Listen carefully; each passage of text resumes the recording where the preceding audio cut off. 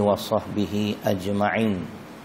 Rabbi shrah li sadri wa yassir li amri wahlul 'uqdatam min lisani yafqahu qawli wa la hawla wa la quwwata illa billahil aliyyil azim. Muslimin dan muslimat yang dirahmati Allah Subhanahu.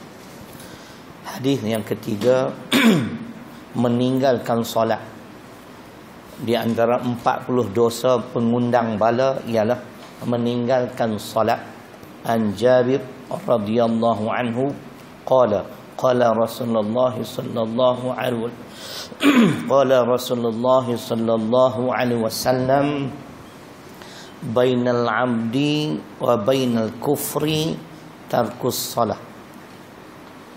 Bermaksud riwayat Imam Muslim daripada Jabir radhiyallahu anhu berkata Rasulullah sallallahu alaihi wasallam bersabda, yang memisahkan seseorang dengan kekufuran ialah meninggalkan solat. Hadis riwayat Imam Muslim, tapi ada hadis riwayat Imam Muslim yang matannya berbeza, bainal abdi wal kufri tarkus salat. Ya, daripada Muslim juga. Jadi hadis ni dia unik sikitlah. Ya, daripada orang yang sama tetapi matan yang berbeza. Huraian, kita dengar dulu huraian. Solat adalah ibadah yang paling utama dalam agama. As-salatu imaduddin, solat itu ialah tiang agama. Ia merupakan rintihan dan pengaduan antara seorang hamba dan Tuhannya. Solat adalah tiang agama, penghapus dosa dan pemisah antara iman dan kufur. Lagi akan datang banyak kenapa hikmah, kenapa Allah memerintahkan umat manusia mendirikan solat. Ada hikmah dia. Ya?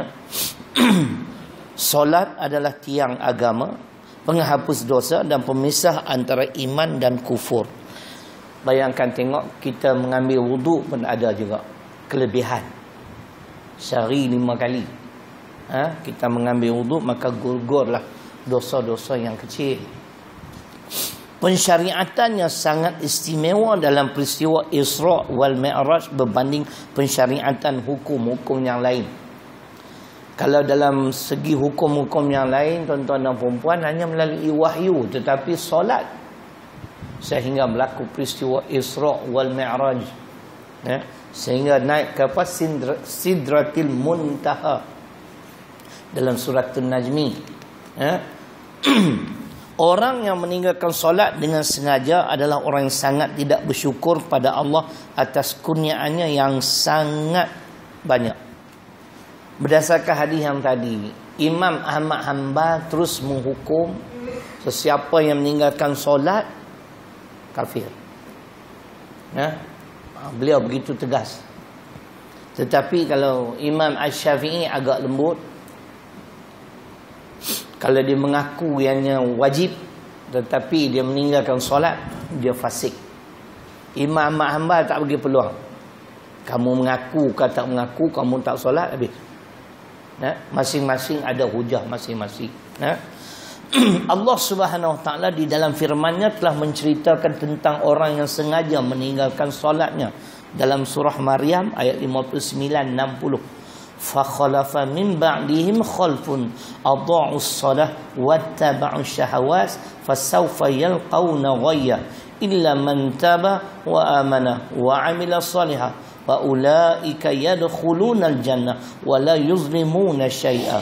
Kemudian mereka digantikan oleh keturunan yang meninggalkan sembahyang serta menurut hawa nafsu dengan melakukan maksiat, maka mereka akan menghadapi azab dalam neraka, kecuali orang-orang yang bertaubat dan beriman serta beramal soleh, maka mereka itu akan masuk syurga dan mereka pula tidak dikurangkan pahala sedikit pun. Jadi huraiannya ringkas saja. Baik, pada pagi ini saya nak bahas secara ringkas juga hikmah solat. Pertama sekali saya nak sebut dalam surah Hud. Berdasarkan surah Hud ayat 114 ni lah golongan anti hadis. Mereka berpegang solat hanya 3 waktu, bukannya 5, kerana mereka tidak menerima tafsiran para ulama. Jadi golongan anti hadis ni Qasai Mamat lah, ulama besar dia. Dalam surah Hud ayat 114. Macam mana ayat dah? Surah ke-11 ayat 114. Tapi bila kita tengok tafsir, jelas ianya bukan sebagaimana yang didakwa oleh golongan anti hadis, solat 5 waktu, bukannya 3. Wa aqimis solah tatarafayin nahar wa zulafa minal lail. Itu ayat dia. Dan dirikanlah solat, yakni pada 2 bahagian siang dan pada ketika yang berhampiran dengannya dari waktu malam. Jadi mungkin mereka menganggap 2 campur 1 3. Sebab Allah sebut 2 tepi siang, 1 malam. Sedangkan huraian ulama, 2 tepi siang itu bermakna subuh, zuhur dan asar. Sebahagian malam maghrib dan isyak. Jadi 5. Jadi kita tak terima. Dan sebab apa? Saya baca sendiri risalah yang golongan anti hadis ni letakkan di bukan RNR, apa nama, Tol Sungai Dua. Saya berhenti solat asar, tengok ada risalah. Di antara yang mereka letakkan soal solat hanya 3 waktu bukan 5. Kemudian mereka mempertikaikan kalimah syahadah tak ada kaitan dengan Muhammad. Begitu biadab. Mereka berani meletakkan nombor telefon pula. Saya call tapi dia orang tak angkat. Kalau angkat saya nak tanya hang duduk kat mana. Aku nak pergi jumpa hang, nak tanya lah, aku nak berguru dengan hang. Ni di Sungai Petani, di Taman Petani Jaya. Tapi malangnya saya dah bakar dah risalah tersebut yang menghina Nabi SAW. Baik. Hikmah solat ni mungkin ada lebih, tuan-tuan dan puan-puan. Memang banyak hikmah solat, tapi kita nak dengar beberapa perkara. Pertama sekali, kenapa Allah memerintahkan kita mendirikan solat? Di dalam surah Toha ada ayatnya. Wa aqimis solah li dzikri. Toha surah Toha surah ke-20 ayat ke-14. Dan dirikanlah solat untuk mengingati aku. Kenapa kita perlu ingat pada Allah? Ini ada jawapan dalam Quran. Dalam surah Al-Baqarah ayat 152 jawapan. Kalau tuan-tuan memiliki tafsir Arab Saudi, ayat ini pada muka surat 38. Saya tak ada kat sini, tuan-tuan tengoklah. Kenapa? Wa aqimis solah li dzikri, dan dirikanlah solat untuk mengingati aku. Apa faedah kita mengingati Allah? Jelas Allah berfirman, "Fadhkuruni azkurkum washkuruli wala takfurun." Itu ayat sepenuh. Yang kita nak sebut, "Fadhkuruni azkurkum." Maka ingatlah kamu kepadaku, nescaya aku akan mengingatimu. Apa maksud Allah mengingati kita? Tafsir Arab Saudi muka surat 38. Di sini buat aku tafsir. Aku akan melimpahkan rahmat dan keampunanku. Kita tak mau ke tuan-tuan? Tiap kali kita mendirikan solat bermakna kita mengingat pada Allah. Ingat kat Allah, Allah ingat kat kita dengan melimpahkan rahmat dan keampunannya. Jadi amat malanglah orang-orang yang tidak mau mendirikan solat cukup malam. Mana kalau sehari 5 waktu, ditambah pula dengan solat-solat sunat. Bayangkan tengok, setiap hari kita mendapat rahmat Allah, setiap waktu mendapat keampunan Allah. Kita tak mau kan? Siapa yang mampu mengampunkan dosa kita?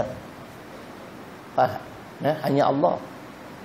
Itu yang pertama, hikmahnya supaya Islam mengajar kita supaya kita senantiasa ingat kepada Allah. Sama ada dengan lisan atau anggota, sampai dengan hati pun dikira dengan ingat dengan Allah. Tak perlulah kita zikir kuat-kuat kalau seorang-seorang kan. Dalam hati pun kita okey, ingat Allah. Kita driving, while driving pun kita baca ayat Quran, makna kita ingat juga ke Allah. Sebab Al-Quran itu kalam Allah. Jangan kita buang masa rugi. Ya? Ambil kesempatan. Dan saya tadi daripada Pandan Indah datang sini, sempat baca satu surah. Surah kedua tak boleh pergi lah. Kenapa? Ngantuk. Kan? Itu saya tak drive. Kalau saya drive memang lagi problem. Sahabat tu drive, kita duduk sebelah, saya tangan tutup radio, aku nak baca Quran. Mana nak tahu kalau accident pun lidah kita sedang membaca ayat Quran. Saya latih macam tu, bukan sehari dua, 30 tahun. Tiap kali naik kereta, insya-Allah saya baca Quran. Baca mana-mana surah yang saya ingat. Kan? Tadi saya baca Yasin. Ingat nak sambung tabarakallazi tak boleh pergi, ngantuk. Nah, lepas tu warak-warak terlelapnya lah. Kan? Baik, hari ni lewat sikit sampai ngam-ngam tadi. Ya? Sahabat kita sakit perut tak dah. Kan? Baik. Itu yang pertama. Yang kedua, solat ini merupakan pendidikan awal di dalam agama Islam. Mana dalil hadis riwayat Imam Ahmad, muru auladakum bis-shalah lis-sab'in wadribuhum 'alaiha li'ashrin. Cukup jelas. Yang bermaksud, dan perintahkanlah anak-anak kamu mendirikan solat ketika berumur 7 tahun. Dan pukullah mereka ketika berumur 10 tahun sekiranya mereka tidak solat. 7 tahun kita kena suruh. 10 tahun kalau tak solat, pukul. Kalau 60 tahun pun tak solat, macam mana Datuk? Cincang 18. Kan? Kalau dah tua-tua tak solat, alamat tak solat dah sampai mati. Confirmnya. Kita tengok macam tu, tuan-tuan. Tuan-tuan tengok di kedai-kedai kopi tu. Yang suka main dam. Dam. Belum musim haji dia 3-4 kali haji lah. Kan? Solatnya tidak buang masa. Tengok umur 60, 70. Apa nak jadi? Kita ni syukur. Qad aflaha man hudiya lil Islam. Hadis riwayat Imam Muslim. Sesungguhnya beruntunglah sesiapa yang diberi petunjuk kepada Islam. Kita ni beruntunglah. Sebab Allah bagi hidayah. Hidayah tak boleh datang pada ibu bapa, daripada ustaz, dari tok guru. Bila sebut tok guru, tuan-tuan, Kedah telah kehilangan seorang tokoh ulama, almarhum Tuan Guru Haji Soleh Musa. Justru mari kita sama-sama membaca umul kitab dan kita niat sampaikan pahala bacaan kita kepada beliau, insya-Allah. Al-Fatihah. Alhamdulillah. Iyyaka na'budu wa iyyaka nasta'in. Shiratal ladzina an'amta 'alaihim saya Jumaat 2 hari sudah saya khutbah di Perak. Selesai solat Jumaat, ada seorang budak muda ni, saya pun tak kenal dia, tapi saya tengok muka dia ni cahaya sungguh. Dia datang beritahu kat saya, dia kata dia adalah pembantu Tuan Guru Haji Soleh Musa, driver, orang muda. Jadi saya tanya dia, kenapa ada kat sini? Saya orang sini, Ustaz. Balik bercuti, saya yang selalu bawa Tuan Guru ke kuliah-kuliah. Cumanya Tuan Guru pesan kat saya supaya saya berguru dengan Ustaz dalam bidang tafsir. Saya kata, ya betul. Anda salah orang. Tidak, Tuan Guru selalu sebut nama Ustaz. Jadi malam tu dapat SMS, ni dunia. Saya bagi tahu kat dia, kirim salam kat Tuan Guru, saya minta maaf banyak-banyak tak sempat nak menziarahi beliau. Sebab daripada Sik ke Sungai Petani itu agak jauh, 60 km. Kita pun sibuk juga. Saya berguru dengan beliau hampir 7 tahun. Ikut kuliah beliau. Beliau ni memang alim dalam bidang tauhid. Beliau belajar di Mekah 12 tahun. Khusus bidang tauhid. Kalau siapa yang pernah ikut kuliah dia, memang mudah faham. Dia alim bidang tauhid. Kita pergi juga Mekah Datuk, tapi tak boleh alim sebab 12 hari lah. Kan? Jadi Tok Guru tu 12 tahun. Saya bersyukur dapat mengikuti kuliah beliau. Lazimnya kalau selepas kuliah tu saya makan sama beliau lah. Maklumlah saya pun tuan guru juga, kan? Tuan guru kecil-kecil lah. Jadi ambil kesempatan duduk dengan beliau, tanya. Jadi saya rasa aneh, kenapa beliau suruh budak muda tu belajar tafsir dengan saya. Dia sebut, awak pergi belajar dengan Ustaz Syarilung tafsir Nurul Ihsan, dia memang pakar tafsir. Saya kata, entah dah silap orang, bukan saya. Dah Ustaz, tiap-tiap kali dia sebut nama Ustaz. Saya ingat merasakan mungkin dia nak beritahu dia nak meninggalkan dunia ni. Tapi saya memang terkilan lah, tak dapat solat jenazah beliau sebab semalam saya on the way kat sini. Jadi cuma kita berdoa je lah.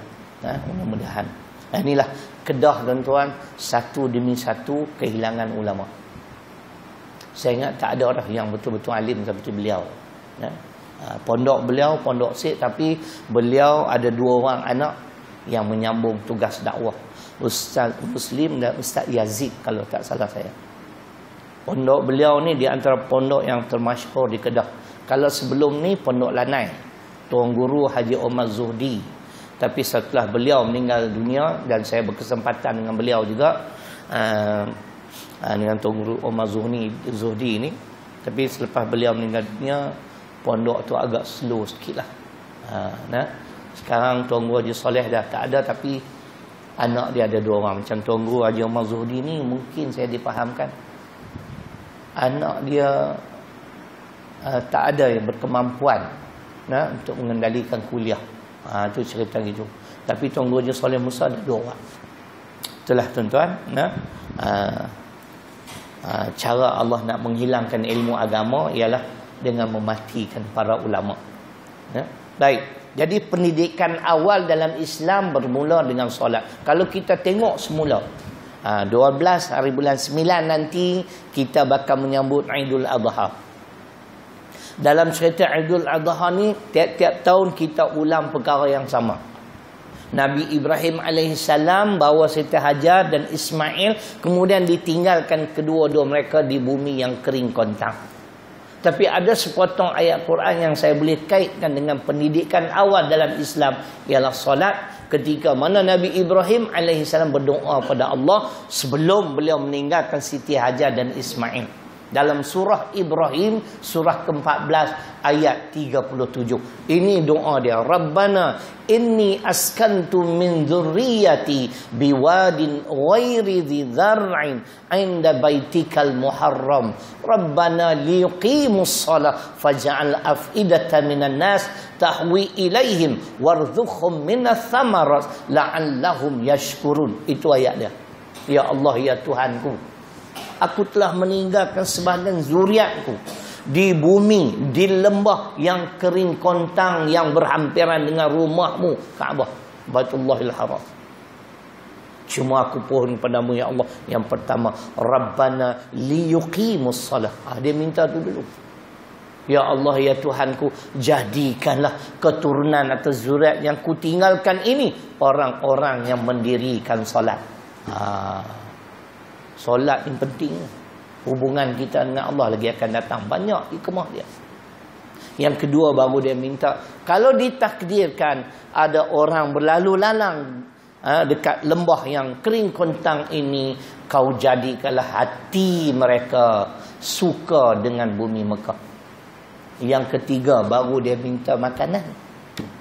Dia tak minta makan dulu, dia minta solat dulu. Warzuqhum minas samarat la'allahum yashkurun. Kurniakanlah kepada mereka buah-buahan atau makanan, moga-moga mereka mensyukuri nikmat-Mu. Ini yang kita sebut. Maka didiklah anak-anak kita, cucu kita. Kalau yang bawah pada 10 tahun tu tak ada wuduk, tak apalah, kita nak biasakan dia orang kenal dengan solat. Kan? Kita kadang-kadang kita nak paksa pergi ambil wuduk. Budak tu mana dia minat wuduk. Bagi dia solat dulu. Bagi dia biasa. Bagi dia tahu ni orang solat. Cucu saya nak masuk 3 tahun. 2 tahun 6 bulan dia pun nak solat. Saya solat zuhur, dia solat sebelah saya lah tu. Tapi dia bagi salam dulu. Kan? Jadi dia tahu datuk dia solat, dia tak ganggu. Nah, kita nak pengenal ni surau. Sebab tu saya tak kisah kalau orang bawa anak-anak kecil pun tak apa. Kan? Bagi dia kenal ni surau, ini masjid, tempat orang solat, tempat orang menuntut ilmu agama. Kalau kita tak pernah didik macam tu sampai bila? Esok dah dia orang balik, tu kena ambil wuduk dah. Kalau yang kecil-kecil tu, bagi dia biasa dulu. Solat tarawih hanya dan sebagainya. Itu pendidikan awal dalam Islam bermula dengan solat berdasarkan hadis riwayat Imam Ahmad.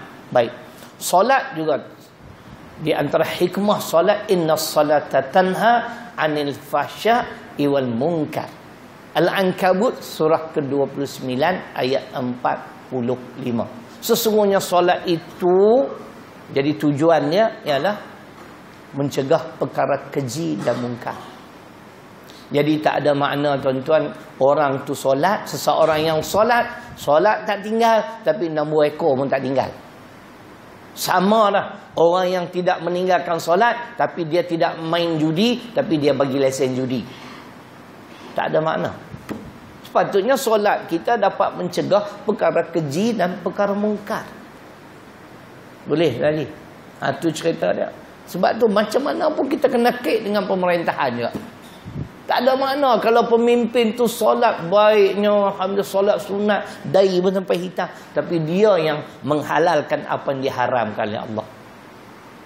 Tapi bila kita sebut tentang solat, orang yang layak menjadi pemimpin, syarat pertama disebut dalam Quran ialah solat.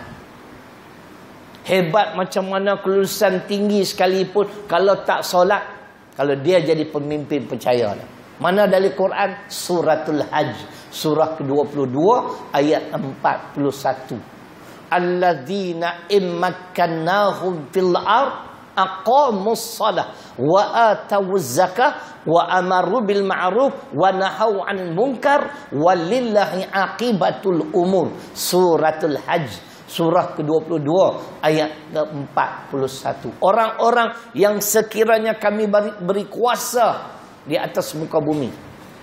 Syarat pertama, pemimpin Islam, mereka mendirikan solat dan mengeluarkan zakat. Mereka menyuruh kepada yang ma'ruf dan meninggalkan kemungkaran. Jadi kalau pemimpin itu solat, tidak meninggalkan perkara-perkara keji dan mungkar, mana solatnya tidak berkesan. Al-Hajj ayat 41. Kita hari ini kita tengok qualification.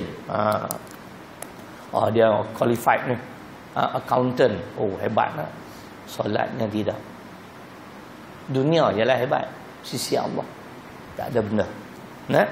Jadi sepatutnya solat yang kita kerjakan ini dapat mencegah perkara keji dan mungkar. Dan hikmah Allah memerintahkan kita mendirikan solat. Ni tak ada.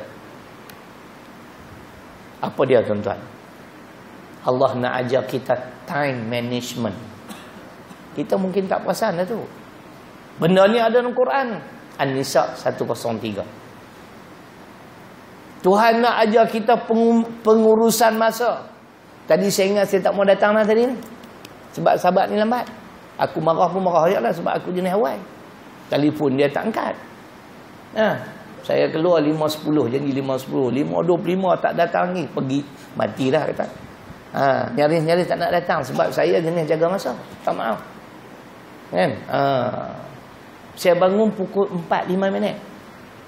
Saya kejut yang 4.40. Kan? Sebab saya jenis lambat, masuk tandas mandi apa semua setengah jam. 4.30 baru siap. Telefon kali pertama dia tak angkat, tak apa lagi. Saya solat dua rakaat tahajud tu. Habis tahajud doa, telefon kali kedua. Dia tak angkat juga. Telefon orang rumah dia. Orang rumah dia angkat. Tapi dia beritahu dia sambung tidur pula tadi. Letih. Letih. Tunggu. Saya kata hari ni memang tak datang lah. Dia kata sempat. Saya bimbang apa kalau kita lewat. Jadi kita bawa kereta ni tergesa-gesa bahaya kan.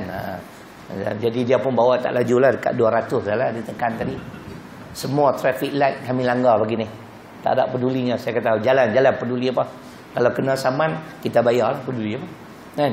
Saya pernah tuan-tuan langgar traffic light, bukan potong kiri polis kejar saya, tahan kereta. Kenapa cik potong kiri? Saya dah lewat sikit lah Datuk. Nak pergi mana ni? Pergi kuliah. Ustaz lah. Memang ustaz, bukan baru nak start. Oh ustaz tak apa, okey. Tapi lain kali jangan buat macam tu lah. Kan? Time management, inna salata kanat 'alal mu'minin kitaban mawquta. An-Nisa surah keempat ayat 103. Time management diajar oleh Islam melalui ibadah solat. Sesungguhnya solat itu adalah satu kewajipan ke atas orang-orang mukmin pada masa-masa yang tertentu, waktu-waktu yang tertentu. Jadi kalau kita tengok di sini, Zuhur 1.23, patutnya pukul 1 dah standby dah, siap dengan wudu. Ni yang orang kata pengurus masa yang baik. Bukan 1.20 baru masuk toilet nak ambil wudu. Saya memang saya praktis dah, alhamdulillah lama dah, senantiasa berwudu. Jadi saya tak panik lah. Pakaian bersih, wudu ada, laungan azan kita berhenti, kita solat. Bila kita praktis macam tu, lama-lama kita ni insya-Allah pandai manage masa. Sebab tu orang yang tak solat, tak jaga solat awal waktu, sebab Nabi sendiri pun menyebut as-salat ala waqtiha. As-salat ala waqtiha, hadis riwayat Imam Muslim. Amalan paling utama ialah solat di awal waktu. Jadi kalau Zuhur 1.23, pukul 1 kita dah ready, insya-Allah dapat berjemaah pula. Ini berjemaah juga, tapi tiap-tiap hari masbuk. Kadang-kadang duduk sebelah surau pun masbuk, tu yang pening kan. Kadang kita ni ustaz, saya ni ustaz, orang fokus tuan-tuan. Saya terus terang, saya tak solat di masjid kampung saya sebab dia orang biru kuat sangat kan. Saya biru kuat, kalau akidah tak betul macam mana nak ikut. Saya pergi solat 3 km kan. Orang Korea tu panjat, ustaz datang buat apa? Ingat nak beli sayur, nak datang solat kat sini. Sebab dia tengok saya orang luar, bukan nak Korea tu. Jauh ustaz datang. Oh, saya kata mengikut hadis Nabi sallallahu alaihi wasallam, lagi jauh lagi banyak pahala. Tu jawapan saya kan. Kalau dia tekan tanya kenapa sana biru, tu baru jawapan betul kan. Tapi saya awal waktu walaupun jauh sempat solat tahiyat masjid, solat sunat, kemudian fardu. Jaga masa tuan-tuan. Ni dia.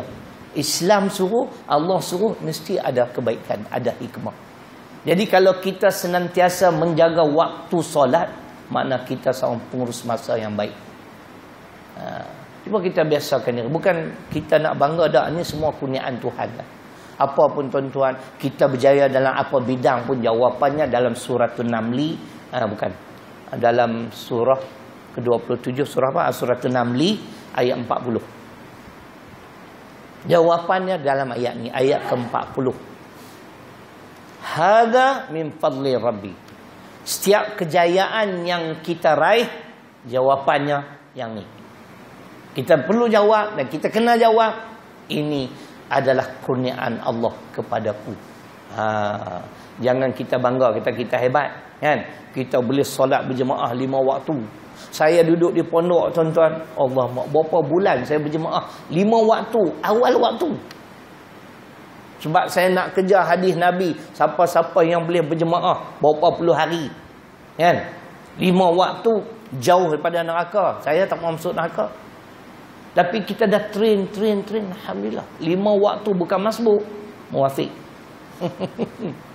Kalau 40 waktu masbuk tak jadi juga kan. Biasakan diri kita. Kalau boleh, cuba train tengok. Pertama, senantiasa berwudu. Ini sunnah Nabi. Pakaian bersih, ambil wudu. Sampai terus boleh solat. Jadi makna pengurus masa yang baik adalah orang-orang yang memelihara Solatnya An-Nisa 103, innas solata kanat 'alal mu'minin kitaban mawquta. Yang kelima, kenapa kita perlu solat? Yang tadilah, yang hadis kita baca tadi, bainal abdi, sini lain sikit, saya baca yang saya hafal, bainal abdi wal kufri tarkus solat. Tanda berimannya seseorang itu ialah dia mendirikan solat. Jadi kalau tak solat ni minta maaf lah kan. Nabi sebut itulah sifat-sifat orang yang kufur. Kita kadang-kadang bangga tu dapat menantu. Datuk belum ada menantu kan? Akan datang. Ada orang. Kita kadang-kadang syok ada menantu. Bangga. Menantu saya ni ustaz cukup A. Apa yang A? Tak merokok. Tak berjudi. Tak solat. Tak solat. Saya ada 3 orang menantu. Kalau dia orang pulang ke rumah saya, confirm setiap pagi saya ketuk pintu. Solat. Tu yang orang menyampah nak balik. Kan? Tak kira lah, menantu saya ada 2 orang ustazah, ada seorang yang bukan ustazah, menantu perempuan. Ustazah pun kena ketuk pintu lah, kena letih. Kadang-kadang saya tali sikit sarkastik dia. Ustazah bangun. Ni subuh dah. Itu cerita dia. Baik. Saya ingat almarhum Tuan Guru Haji Soleh Musa, tuan-tuan. Orang yang tinggal solat ni hilang keberkatan. Kalau orang yang datang rumah kita ni tak solat, hilang keberkatan. Saya tak ingat, tapi beliau baca sebuah hadis. Hilang keberkatan sekiranya ada tetamu kita atau anak cucu kita, orang yang menumpang di rumah kita, seorang tak solat, hilang keberkatan. Saya ingat lagi beliau sebut, almarhum sebut. Pastikan tuan-tuan, orang yang singgah rumah kita, nak bermalam rumah kita ni orang yang solat. Tapi rumah saya tu ada jam azan. Jadi biasalah itulah hari raya orang datang. Bila ada semang bunyi azan. Kan? Time itulah kita nak berdakwah. Kita solat dulu, nanti kita makan. Kan? Ada yang solat, tapi ada juga bila saya dengar azan, dia kata kita solat dulu, tak apa kami nak balik lah. Mana dia tu tak solat, mangkuk ayun tu. Ada juga datuk jenis ni. Dia kata, "Ma, jom kita balik." Aku ajak am solat ni. Tapi saya tahulah memang sahabat saya tu jenis tu. Jenis solat tak pernah sempurna. Itu masalah. Kan? Sebab kita tak jaga solat. Baik. Pengurus masa yang baik, tanda kita beriman, ayat hadis tadi. Yang keenam, saya sebut yang lain dulu lah. Yang keenamnya ialah soal rezeki. Saya selalu pesan ke anak-anak saya, menantu saya, kalau abah meninggal dunia, aku nak pesan kat hangpa satu benda. Jaga hubungan yang baik dengan Allah. Kamu tak perlu bimbang. Soal rezeki Allah jamin.